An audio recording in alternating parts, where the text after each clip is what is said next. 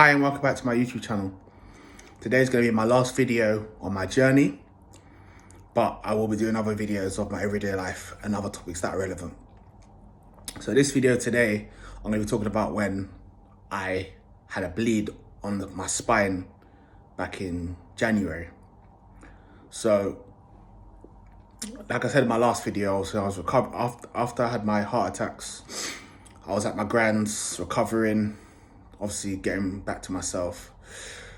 And I was also staying at my mum's certain nights, obviously spend time with my brothers and my sister.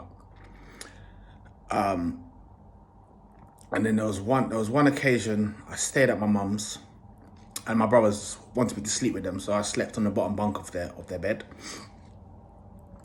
And I must have woke up at like 3 a.m. with this like bad back pain. Like back was killing me. Like, obviously I tried to get up. Actually, before I got up, I was just lying in bed making noises because I was in pain. So my brothers obviously asked me what was wrong with me. Then obviously I got up, went to the toilet, but when I got up, like, I couldn't even stand straight. My back was in bits. So I went into my mum's room. And obviously she's very worried because obviously I was almost crying because the pain was excruciating. And what she done is she called Hammersmith Hospital at first. She couldn't get through to no one. They said they would give her a ring back. And then after that, she called my stepdad so he could come over. And he came over, obviously tried to, gave me I think a hot water bottle to put on my back at one point. Tried to stand up a bit, but I couldn't stand straight. Then Hammersmith had taken long to call back. So I remember to call again. And then she spoke to someone. They told her I need to go to Ealing Hospital. So that's where I went. Went over to Ealing Hospital. So my mum took me over there, but to get in the car was a struggle because to go down the stairs, I couldn't even walk down the stairs. I had to slide down. They had to help me put my clothes on. And that was hard to do because obviously I couldn't stand straight. So I had to limp. My mum had to hold me and I had to limp all the way to the car. And then I went down to the hospital. And I said, you know, in A&E you have to wait. A&E you have to wait for a while. So I wasn't seen straight away. And then the doctor or nurse took me into the room. I'd done my blood pressure and all that stuff. Obviously I explained my symptoms, and then eventually I was given a bed to lie down in. So they done some tests, and they couldn't really see anything too severe. They couldn't see what the problem would be after doing like a blood test and that. They gave me some like medication to take for the pain, antibiotics to take. And at first they were gonna keep me overnight to observe me, but then they decided to let me go home with some antibiotics, and then that I would need to come back the next day to Ealing Hospital to see someone else so they could maybe try and help me and see what the pain was. I've gone home now. Well, I've gone back to my mum's, still in agony, gone to bed, not been able to sleep very well that night because I'm still in pain. And the next day, my mum took me down to Ealing Hospital. But because I couldn't walk, they had to get me a wheelchair, bring the wheelchair to my mum's car. And I had to obviously sit in the wheelchair because that was the only how I was able to walk around. So I've gone in and I've seen another doctor. He said to me, I said the pain, obviously, I think the pain had got a little bit better overnight. It wasn't as bad, but I was still in agony. So he gave me some more antibiotics to take. And after that, I went home.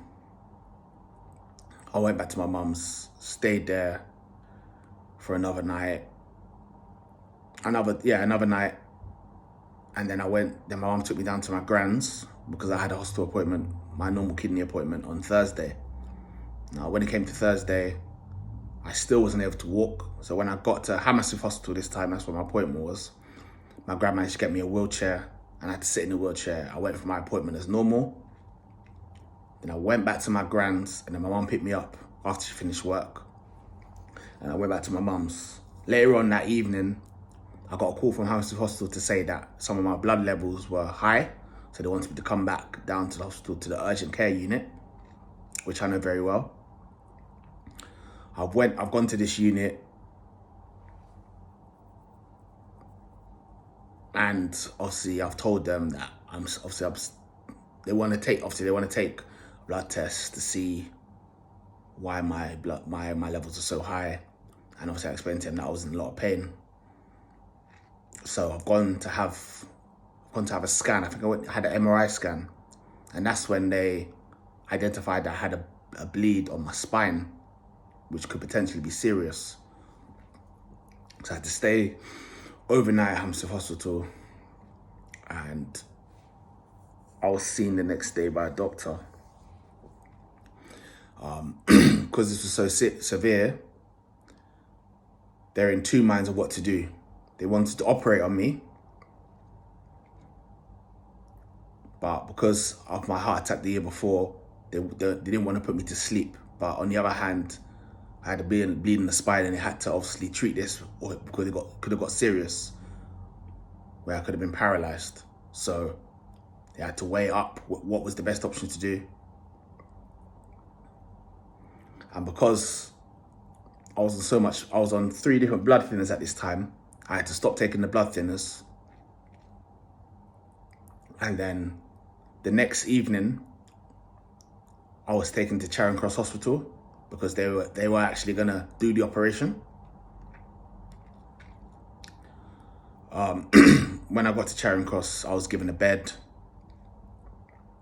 But as days started to pass, without me taking the blood thinners, the pain started to ease a bit.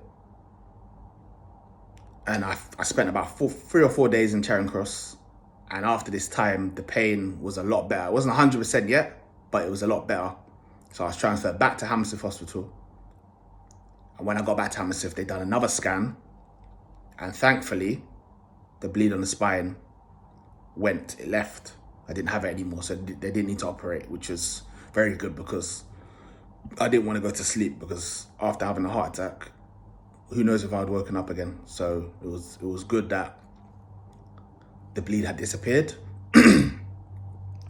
Had to spend a bit more time in Hammersmith Hospital because I had to start taking my blood thinner again. But instead of taking 3 blood thinners, I'll be taking the 1.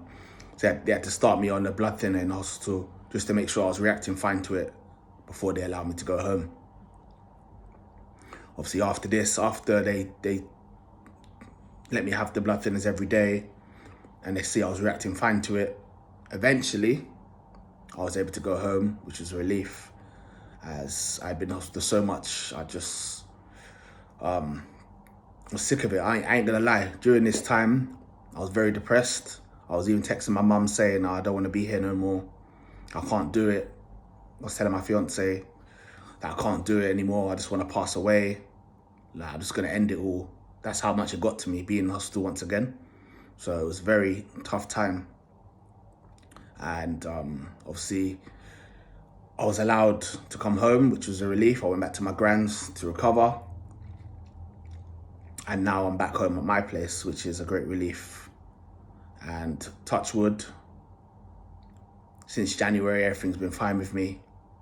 No health issues. I haven't had to go back to hospital again, which is a great relief. And I'm hoping that I don't need to return to hospital anytime soon. Thank you for watching my video. Bye.